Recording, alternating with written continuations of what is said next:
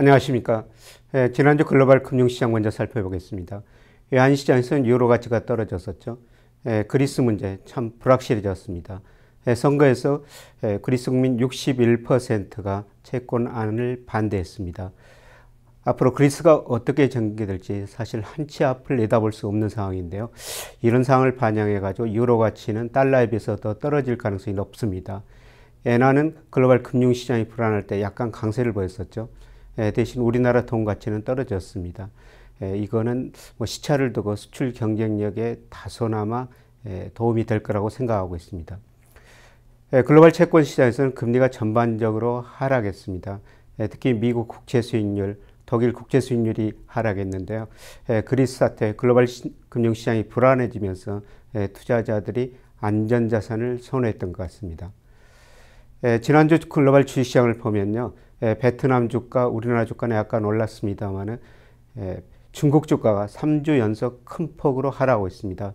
지난주 한 주 동안에도 상해 종합주가 지수가 무려 12%나 하락했습니다. 중국 주가 추이를 보면요. 사실 그동안 너무 많이 올랐었죠. 올해 들어서 6월 12일까지 중국 상해 종합지수가 무려 60%나 올랐습니다. 그 이후로 29%나 급락했는데요. 중국 주가 이렇게 급락하자 중국 정부가 여러 가지 대책을 내놓고 있습니다.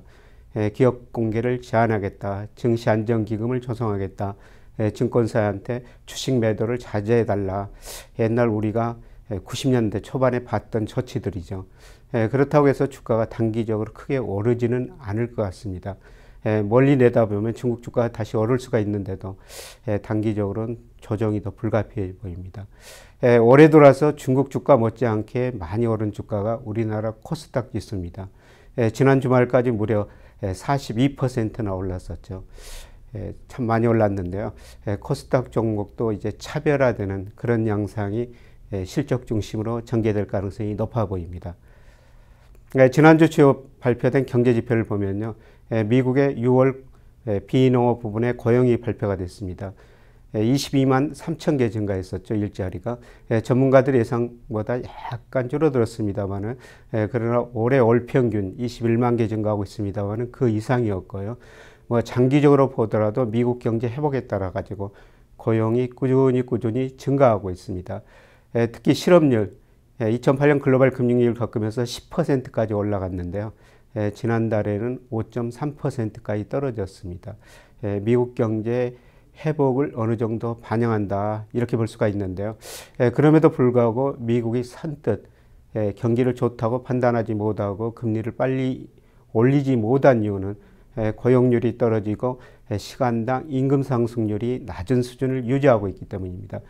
고용률이라는 건 15세 이상 인구가 일하는 비율인데요.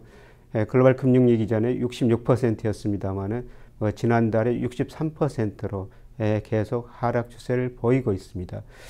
그만큼 미국의 취업자가 일을 포기하는 사람들이 많다는 의미도 되겠습니다. 그리고 경기가 이렇게 회복되고 있는데도 임금 상승률은 전년 동기 대비 2% 안팎으로 낮은 수준을 유지하고 있습니다. 우리가 경제학 교과서 보다 보면 필립스 곡선이라는 게 있는데요. 장기적으로는 실업률하고 임금 상승률을 역액한 게 있다는 겁니다. 실업률이 떨어지면 임금 상승률이 올라간다는 건데요. 근데 최근 미국 경제 보면은 실업률 10%에서 50.3%까지 많이 떨어졌죠. 그럼에도 불구하고 임금 상승률은 매우 안정적입니다. 다른 측면에서 물가가 그만큼 안정적이라는 건데요. 이걸 보면 아직도 미국 경제가 디플레 압력에 시달리고 있구나 이렇게 볼 수가 있습니다.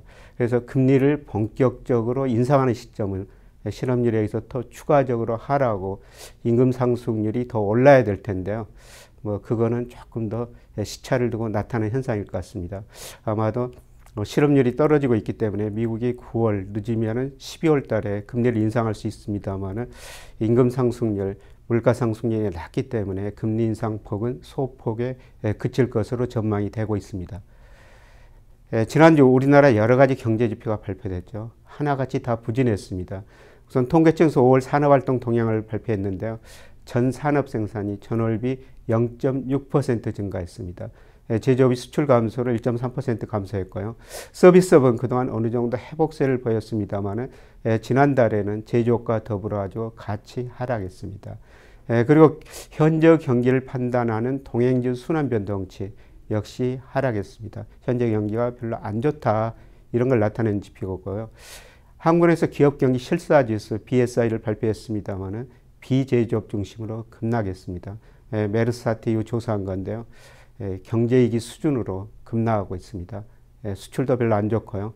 물가도 계속 1% 미만의 상승률을 보이면서 안정되고 있습니다. 그림 중심으로 중요한 사항만 좀 보겠습니다. 우리나라 GDP에서 제조업이 약 30%, 서비스업이 60% 정도 차지하고 있습니다. 근데 올해 들어서 서비스업 경기는 어느 정도 회복되었었습니다. 제조업은 수출 때문에 계속 생산이 감소했었는데요. 그런데 그동안 회복되던 서비스업마저 6월 통계 보니까 증가세가 둔화되는 모습이 나타나고 있습니다. 우리 경기가 별로 안 좋다 이거를 나타내는 지표들이라고 볼 수가 있습니다. 제조업 생산이 감소한 것은 특히 재고가 많이 증가하고 있기 때문이죠. 재고일 지수라는 것은 우리나라 제조업들이 출하에 비해서 재고를 얼마나 보유하고 있는가 이걸 나타내는 지표인데요. 재고일 지수가 오른다는 것은 물건 파는 것 출하에 비해서 재고가 많이 쌓인다는 겁니다. 지금 재고가 많이 쌓이고 있죠. 거의 2008년 글로벌 금융위기 당시 수준까지 올라가고 있습니다. 재고가 이렇게 많으니까 기업들이 생산을 줄일 수밖에 없는 상황이죠. 그렇다면 왜 이렇게 재고가 높은 수준을 유지할까요? 그거는 수출이 안 되고 있기 때문입니다. 지금 세계 경제 별로 안 좋습니다. 특히 우리나라 수출 비중이 높은 중국 경제 성장이 둔화되고요. 이와 더불어 가지고 엔화까지 약세를 보니까 우리나라 수출이 올해 들어서 6월까지 계속 감소하고 있고 그래서 제조업 출하가 줄어들고 재고가 쌓이면서 제조업 생산이 감소하고 있는 것입니다. 하반기 수출이 증가율은 다소 개선될 것으로 같습니다만은 제조업 재고가 충분히 줄어들기 이전까지는 여전히 그 제조업 생산은 부진하리라고 예상이 됩니다. 지난달 기업 체감 경기가 한국의 BSI가 발표됐는데요. 그림에서 나오고 있습니다만 비제조업 지수가 65로 지난달 큰 폭 떨어졌습니다. 5월 달에 75에서 거의 10포인트나 떨어졌는데요. 이렇게 떨어진 것은 2008년 글로벌 금융위기 이후 처음입니다. 메르스 사태로 기업들 체감 경기가 급격하게 악화됐다. 지난주 소비 심리가 악화됐다 이런 말씀을 드렸습니다만 기업 투자 심리도 이만큼 안 좋게 나타났습니다. 현재 경기 상태를 나타내는 동행지수 순환 변동치인데요. 주로 이걸 가지고 경기를 판단하게 됩니다. 동행지수 순환 변동치 오르면 경기가 좋다. 그 다음에 이게 떨어지면 경기가 나쁘다. 그렇게 해석할 수가 있는데요. 그림에서 어두운 부분이 경기 수축 국면, 나쁜 국면이고 밝은 부분은 확장 국면인데요. 과거 보면 동행지수 순환 변동치 가지고 경기를 판단할 수가 있었습니다만 최근 보면은 동행지수 순환 변동폭이 굉장히 축소됐습니다. 사실 이거 보고 현재 경기가 좋다, 나쁘다 거의 판단할 수 없는 상태까지 가고 있습니다. 그만큼 우리 경제가 저성장 국면에서 변동폭이 축소되고 있다. 이런 해석이 가능하겠습니다. 이번 주 국내에서 여러 가지 경제 지표가 발표가 되는데요. 미국 ISM 비제조업 지수가 이번 달에 발표가 됩니다. 지난 ISM 제조업 지수 지난주에 발표가 됐었는데요. 계속 올라오고 있습니다. 그 다음에 5월 무역 수지가 발표가 되는데요. 적자가 좀 확대됐을 것이다. 이렇게 볼 수가 있겠고요. 그 다음에 7월 8일 FOMC 회의록이 발표가 됩니다. 참가하는 임원들, 참가 대상자들이 어떤 미국 경제에서 견해를 나타냈는가 이게 나타나 있을 거로 생각이 됩니다. 관심 있게 지켜볼 필요가 있을 것 같습니다. 미국의 제조업이나 서비스업 경기 회복 추세를 지속하고 있습니다. 이게 50 이상이면 경기가 좋다고 대답하는 기업이 나쁘다고 대답하는 기업보다 많다는데요. 제조업 경기 위축되다가 지난달 다시 올라갔고 서비스업은 증가세는 약간 둔화되고 있습니다만 계속 55 수준을 유지하고 있습니다. 그래서 미국 보면은 제조업이나 서비스업 경기 좋다고 대답한 기업이 나쁘다고 대답한 기업보다 많다는 뜻입니다. 우리나라하고 많이 차이가 있죠. 미국의 무역 수지인데요. 사실 2007년, 2008년 미국의 경제위기가 발생했던 것은 미국 사람들이 지나치게 미래를 낙관적으로 보고 소비를 많이 해가지고 수입이 증가하면서 무역수지 적자 혹은 경상수지 적자가 지속할 수 없을 정도로 쌓인 게 미국 경제 위기의 원인이었었습니다. 이게 이 기회를 겪으면서 많이 줄어들었다가 최근에 다시 늘어나고 있습니다. 미국 사람들이 다시 소비 늘리면서 수입을 늘리고 있다는 의미인데요. 이걸 보면은 미국 경제의 달러 구조 조정이 아직 끝나는 것은 아닌 것 같습니다. 장기적으로 보면 달러 가치가 다시 떨어질 수가 있다, 이런 것을 시사하고 있습니다. 이번 주 EU에서는 그리스 지원 문제로 정상회담이 열리게 되는데요. 특히 독일 메르켈 총리가 어떤 방향으로 유도하는가, 이게 가장 중요한 문제일 것 같습니다. 그리스가 채권단 안에 국민투표를 거쳐가지고 61%가 반대했지 않습니까? 그렉시트 여러 가지 문제가 논의되고 있습니다만은 독일이 어떤 식으로 대응을 하느냐에 따라 가지고 결과가 달라지게 있습니다만은 이거는 사실 어떤 전문가도 지금 한 치 앞도 내다볼 수 없는 상황이기 때문에 매일매일 유로와 이런 환율 같은 변수를 면밀하게 관찰하면서 대응하시는 게 좋을 것 같습니다. 일본에서는 5월 경장수지가 발표가 되고요. 중국에서는 6월 소비자 물가가 발표됩니다. 중국 경제 지표만 간단히 살펴보겠습니다. 중국의 경제 성장률이나 물가 상승률 둔화되고 있습니다.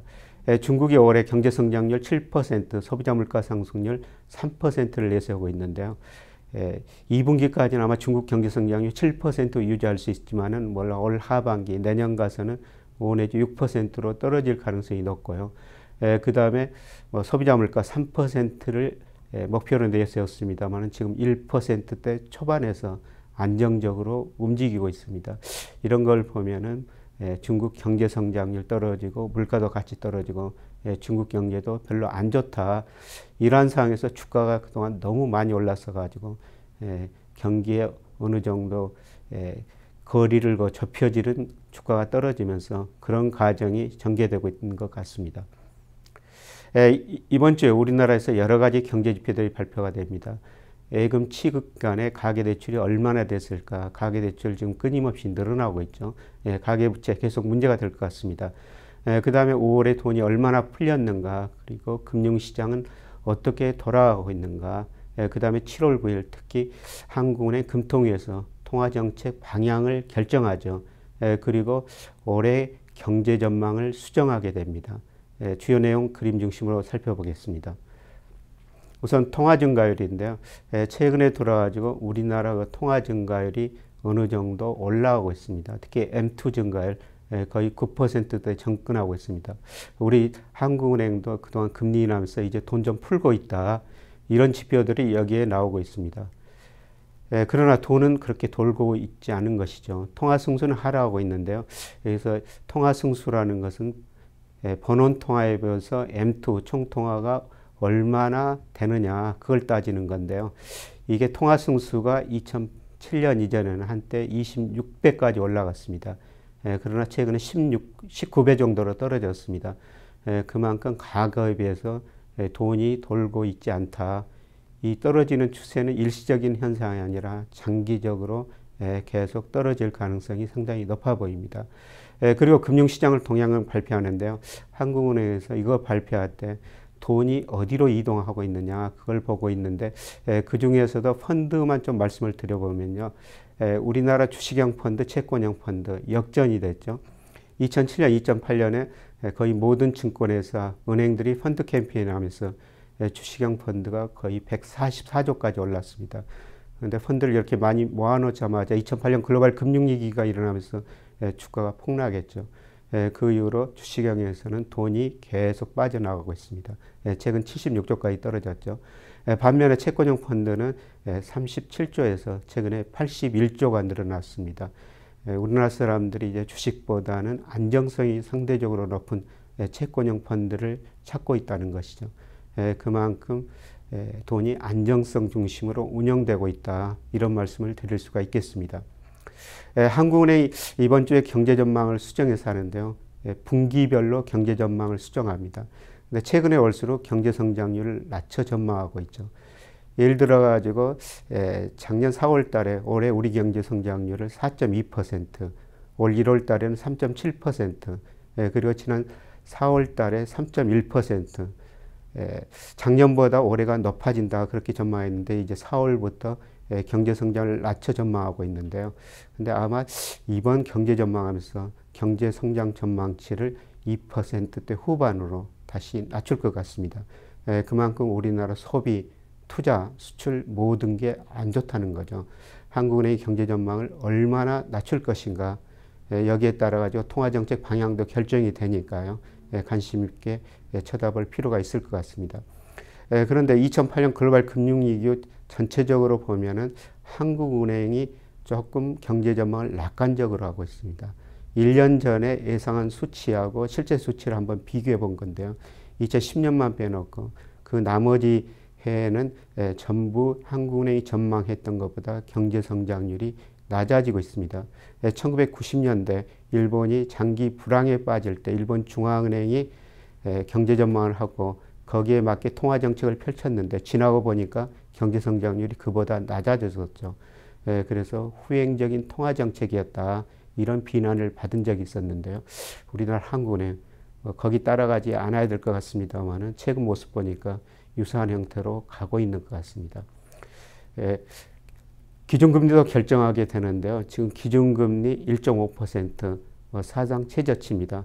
지난달에 인하했기 때문에 이번 달에는 인하하지는 않을 것 같습니다. 그러나 문제는 우리나라 실질 기준금리가 과거 평균에 비해서 결코 낮지 않다는 것입니다. 그래서 실질 기준금리는 기준금리, 명목금리죠. 여기서 소비자 물가 상승률을 뺀 건데요. 2000년 이후로 평균 0.74%였습니다. 지난달에 0.8 정도 되고 있습니다만은 최근에 기준금리를 지속적으로 인하했습니다만은 물가 상승률이 매우 낮은 수준을 유지하고 있기 때문에 오히려 실질 기준금리는 과거 평균보다 높았었습니다. 근데 우리 가계 경제 주체들 중에서 가계가 이 명목금리가 채권금리가 떨어지기 때문에 돈을 많이 빌려 쓰는데요. 근데 실질 금리는 결코 낮은 수준이 아니다. 이런 걸 한번 생각해 볼 필요가 있을 것 같습니다. 요약해 드리면요. 지난주 미국 경제 지표는 상당히 괜찮았습니다. 고용이 증가했었습니다. 실업률도 많이 떨어졌죠. 그러나 미국이 선뜻 금리를 인상하지 못한 것은 고용률이 떨어졌고 임금 상승률도 낮았기 때문입니다. 미국 경제 지표는 그래도 어느 정도 회복 추세를 지속하고 있는데요. 우리나라 지난주에 발표된 모든 경제 지표, 산업활동 수출 다 나빴었습니다. 특히 메르스 사태 이후 기업 채광 경기가 처음으로 나왔는데요. 급락했습니다. 이번 주에는 미국 경제 지표보다 우리 경제 지표에 더 관심을 가지셔야 될 것 같은데요. 한국은행이 올해와 내년 경제 성장률을 수정 전망하게 됩니다. 올해 경제 성장을 3.1%로 잡았습니다만 얼마나 낮출지, 그리고 여기 기준금리를 결정하게 됩니다만 이 기준금리 결정하면서 위원들이 어떤 코멘트를 하게 될지 관심 있게 지켜볼 필요가 있습니다. 이번 주에는 기준금리를 1.5% 유지할 것 같습니다만 아직도 실질금리는 과거 평균보다 높은 수준이기 때문에 저는 경제 상황에 따라서 앞으로도 금리를 추가적으로 인하할 여지는 있다. 이렇게 보고 있습니다. 오늘은 여기서 마치고요. 다음 주에 다시 뵙도록 하겠습니다. 고맙습니다.